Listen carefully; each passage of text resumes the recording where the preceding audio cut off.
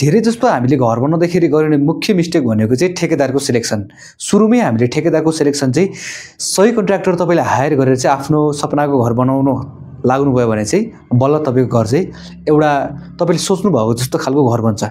यदि होइन भने यदि कुनै व्यक्तिले फर्स्ट सुरु फेसमा घरहरू निर्माण गर्दैछ र त्यस्तो कन्डिसनमा चाहिँ तपाईँलाई त्यसको विषयमा थाहा नहुनसक्छ, उसले कतिवटा घर बनायो, कस्तो खालको घर बनाएको छ, उसलाई घर बनाउने सम्बन्धी कतिको नलेज छ, यसको विषयमा चाहिँ तपाईँले सुरुमै जानकारी लिनुपर्ने हुन्छ।